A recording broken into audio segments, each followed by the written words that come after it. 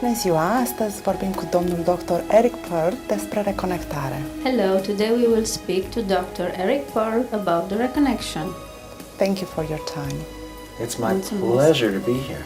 Este o plăcere pentru mine să fiu aici.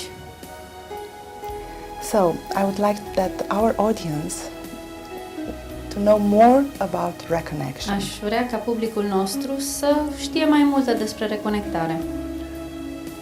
Well, the reconnection and reconnective healing is a huge subject. Reconectarea și vindecarea reconectivă este un subiect foarte amplu.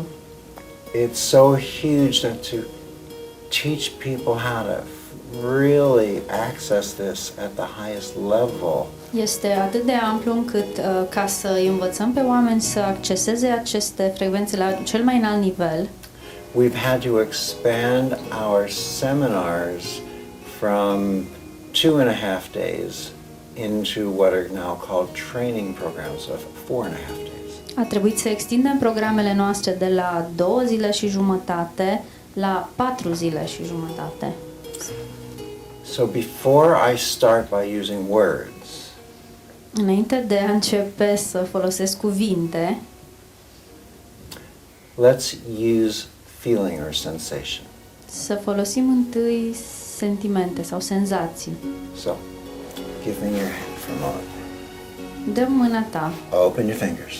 desfă degetele, Oh, good. Hold them just like that, ține așa, nice and fairly strong. ține degetele puternice. I bring my hand in here. Eu o să-mi aduc mâna aici I allow my arm to begin to float. și o să-mi permit mâinii pur și simplu If să I push it down, it plutească. wants to float back up again. Dacă o împing de aici, ea vrea să se ridice. Now, watch your fingertips. Uită-te la vârfurile degetelor. I watch until I see that tiny little movement that's going on in your ring finger. Eu mă uit până văd acea mișcare foarte fină care începe să apară în vârful degetelor tale. And then I see when it hits that second finger. Și acum observ că ajunge la cel de-al doilea deget. And when I do this, you feel nothing Și când fac așa, nu simt nimic or you feel something. sau simți ceva. You tell me. Tu să-mi spui. It's all right if it's nothing and it's all right if it's something. E ok dacă nu simți nimic, e ok dacă simți ceva, It's just not all right if you don't answer me. dar nu e ok dacă nu-mi răspunzi. Yes, I feel. What does Da, it feel like? simt. Cum? From that Ce part, simți? it's something cold, E ceva rece în partea and aia from this part, I like it. și din partea asta îmi place. So you like it, but how do you describe what's on this Îți side? place, dar cum poți să descrii ceea ce simți în această parte?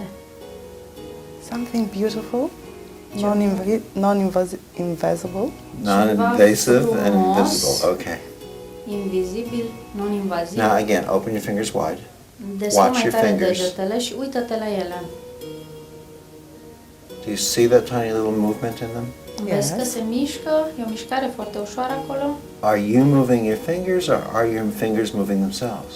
Îți miști tu degetele sau degetele se mișcă singure? Themselves through your magic. Se mișcă singure datorită magiei făcute It's de not tine. really magic. Nu e vorba de it's not magie. magic. Open your fingers again. Watch this hand. Desfă We'll see if degetele. it's different. We'll Să vedem aim, dacă e diferit. we'll aim the fingers towards that camera. Îndreptăm degetele spre acea cameră. Now I come in here. Acum o să vin de aici. See your That's ring fine. finger, how it starts to pull in? Vezi cum începe degetul Okay. să vină spre interior? Is the sensation in this hand the same as it was in the other hand? E senzația din It's different. această mână la How is fel it cu cea different? din mâna cealaltă, e diferită. În ce fel e diferită? It's different. E diferită. All right, well, guess what? If you had children and you said it's just different, they would not accept that answer. Dacă ai avea copii și le spune doar că e diferit, ei nu ar accepta acest They would răspuns. say, but Mom, what does it feel like? Ar întreba, mamă, dar totuși ce simți acolo? So Mom, what does it feel like? Mamă, So my ce dear simți? son, this time it's better than the other side. Ah. Iubitul meu, de data asta e mai bine decât de If data you could trecută. find words to compare what it feels like to something that a child or an adult might be able to understand Dacă poți găsi cuvintele care să descrie ceea ce simți astfel încât un copil sau un adult să what could you înțeleagă, compare it to? cu ce ai compara această senzație? What's it similar to? Cu ce seamănă? What does it remind you of? De ce anume ți aduce aminte?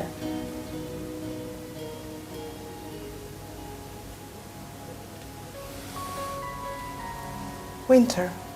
Iarnă. Okay, good. Now, Okay. you thought that you were the interviewer asking the questions, but you're not. Ești cel care pune întrebările, dar nu e așa. Thank you. Mulțumesc. This is an interactive experience. Este o experiență interactivă. An interactive interview, an interactive experience with the healing frequencies. Interactiv și o interacțiune interactivă cu frecvențele vindecării reconective. Because part of what reconnective healing allows us to do Pentru că parte din ceea ce ne permite să facem vindecarea reconectivă is to move beyond something that is referred to as passive listening. este să trecem dincolo de ceea ce se numește în mod normal ascultat pasiv And to move into something that's referred to as active listening. și să intrăm în ceea ce se numește ascultat activ. Passive listening listens to what's existing here within our basic four dimensions. În ascultarea pasivă, practic, ascultăm ceea ce se găsește în acest balon în care noi existăm, al celor 4 dimensiuni. Active listening allows us to move into a more timeless, multidimensional awareness. Ascultarea activă ne permite să ajungem într-un spațiu multidimensional, într-o conștiință a multidimensionalității. Reconnective healing allows us to reconnect with our original multidimensional fullness and awareness. Vindecarea reconectivă ne permite să ne reconectăm cu starea noastră de completitudine, de întregime. What we tend to experience in between lifetimes. Ceea ce noi, de fapt, experimentăm între vieți.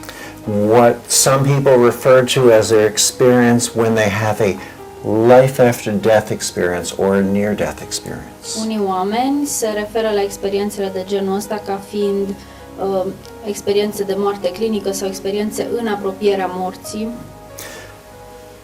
And they suddenly begin to understand and become aware of the greater laws and principles of the universe. Și dintr-o dată ei încep să înțeleagă și să aibă acces la legile și principiile universului. Everything here within our four dimensions has been energy.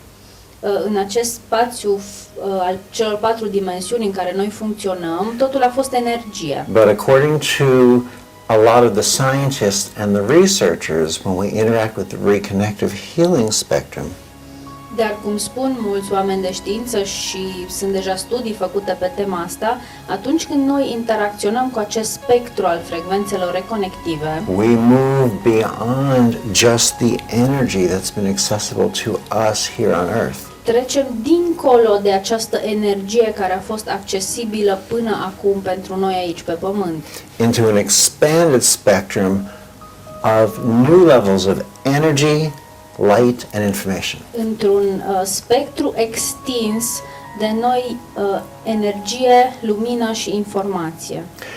6 studies so far have scientifically shown us that Până acum s-au făcut 6 studii științifice care ne arată că once we have the simple interaction that you and I just shared, odată ce avem pur și simplu o simplă interacțiune cu aceste frecvențe, așa cum am avut noi doi aici, it begins to heal and restructure, as I like to say, reconnect our very DNA.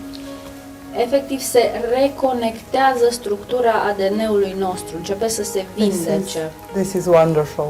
Este minunat. We emit higher, more coherent levels of light. Emitem nivele mult mai înalte și mai coerente de lumină. And we understand today that the body heals through light. Și acum înțelegem deja că corpul nostru se vindecă prin intermediul luminii. The DNA is actually functioning on many levels as our human computer software. ADN-ul nostru funcționează pe mai multe nivele ca și cum ar fi software-ul computerului nostru. So we access more information that's within our brains, Deci accesăm mult mai multă informație care există deja în creierul nostru. and our brains access more information from this endless field of information. Iar creierul nostru poate accesa mai multe informații din acest câmp nelimitat de informații care ne înconjoară. This field of information that exists outside of the brain is called zero point field. Acest câmp de informații care există în afara creierului se numește câmpul punctului zero. And this change seems to bring about some fascinating things. Iar această schimbare pare să aducă cu ea niște lucruri fascinante. It returns us to a state of balance. Ne aduce înapoi la o stare de echilibru. Optimal health comes from an optimal state of balance. Pentru că sănătatea optimă vine dintr-o stare optimă de echilibru. In many people it brings about healings that are fairly instantaneous Foarte mulți oameni au parte de vindecări care sunt practic instantanee, because they happen outside of our existence within time. pentru că se întâmplă în afara existenței noastre bazată pe timp. And the healings tend to last for a person's lifetime. They no longer need to come back and receive them again and again Iar and again. vindecările durează întreaga viață, ei nu mai au nevoie să se întoarcă la noi This și is să very primească nice din nou și din nou it's very good tratamentul. to know all these small details, but very important things. E Well, foarte plăcut să cunoști toate aceste detalii let's foarte importante de fapt. talk about what's most important, I think, for the people listening to this Yes. segment here in Romania. Haideți să vorbim your despre ceea interview, ce este thank cel you mai very much. important acum pentru cei care ne ascultă de aici din România. What's most important for us to understand Cel mai important lucru pe care trebuie să is that înțelegem you can learn how to facilitate healings as well as any human being on this planet. este că tu poți să înveți să facilitezi aceste vindecări, la fel cum o poate face orice persoană de pe această planetă. On Friday, July 10th of this year 2015, I'll be bringing the seminars here to Bucuresti at the Intercontinental Hotel. Yes. Vineri, în data de 10 iulie, va începe un program de pregătire aici în București, la Hotelul Intercontinental. On Friday night, I'll give a 3-hour presentation where we talk about the history, the theory, the science, the philosophy. În seara de vineri o să am o prezentare de 3 ore în care voi vorbi despre istorie, știința din spatele lucrării, Science, filozofie. philosophy. We'll bring volunteers up from the audience and give live demonstrations of the healings. Vom avea voluntari din public și vom face demonstrații live ale vindecării. We'll give everyone a chance to feel this in your hands and we'll begin to teach you how to utilize it. O să oferim fiecăruia o șansă să simtă aceste frecvențe în propriile mâini și vom începe să vă învățăm cum să le folosiți. On Saturday and Sunday, July 11th and 12th, we will teach you how to access this on a personal level. Sâmbătă și duminică, în 10 și 11 iulie, o să vă învățăm cum să folosiți aceste frecvențe pentru uzul personal. So you can learn how to facilitate these healings not only for yourself, but to help the healings with your close friends and immediate family. Deci nu doar că veți învăța să folosiți frecvențele pentru a vă vindeca pe voi înșivă, dar și le puteți folosi pentru a-i vindeca pe cei apropiați, familie, prieteni. And on Monday and Tuesday, July 13 and 14, we will teach you how to facilitate healings at a professional level. Iar luni și marți, în datele de 13 și 14 iulie, vă vom învăța cum să folosiți aceste frecvențe la un nivel de profesionist. So let's say, Andrea, that you come to the seminar. Here's what will happen. Hai să spunem, Andreea, că vii la acest seminar. Iată ce se va întâmpla. You'll stand at the head of a massage table. Someone else will lie down on the massage table in front of you. Tu o să stai lângă o masă de masaj, altcineva se va întinde pe masă. We'll take your hands, we'll show you how to find this, how to feel it, and you will see that person's body go into involuntary movements. O să-ți luăm mâinile, o să te învățăm cum să găsești aceste frecvențe, cum să le simți și vei vedea că persoana de pe masă începe să aibă mișcări involuntare. Then you'll get to trade places with them so you can experience it. Apoi vei schimba locurile și tu vei putea experimenta ce simți atunci când stai întinsă pe masă. This is a brand new program that has never been taught in Romania before. Este un program nou-nouț care nu a mai fost This făcut is very în important România for the listeners înainte. to know this. Yeah, E foarte important pentru ascultători absolutely să știe never been asta. taught here in Romania before. Niciodată nu s-a mai făcut acest program în România. We'll teach you many ways to do the healings and many ways to set up and establish your own professional healing practice if you choose. O să vă învățăm foarte multe lucruri despre cum se fac aceste ședințe și inclusiv despre cum să-ți deschizi un cabinet la modul profesionist. Many practitioners are taking this seminar for the first time and many are taking it again because they know this is an expanded level of education. Mulți dintre oameni fac acest seminar pentru prima dată, dar sunt și mulți practicieni care aleg să îl repete pentru că realizează că este un nou nivel. But by the time you complete this seminar, I can pretty much promise you two things. Dar când vei ajunge la finalul Promises. acestui Pretty seminar, much. Promises. pot Pretty să-ți much. promit două lucruri. Wow. Chiar promisiune, da. First, you will be able to do anything and everything in the way of healing that I can do. Întâi, tu vei fi capabilă să faci absolut totul în domeniul acestei vindecări, exact ca și mine. And secondly, you will be able to do anything and everything in the way of healing that any human being anywhere on this planet can do. Iar în al doilea rând, tu vei putea face orice în domeniul acestei vindecări, care ar putea face orice persoană de pe această planetă. Because this is a key to let go of the training wheels of energy healing techniques Pentru că asta e o cheie care ne învață să renunțăm la roțile ajutătoare pe care le dau, de exemplu, tehnicile de lucru cu energiile and rise to a new level where you master healing itself. și ajungem la un nou nivel unde practic stăpânim vindecarea însăși.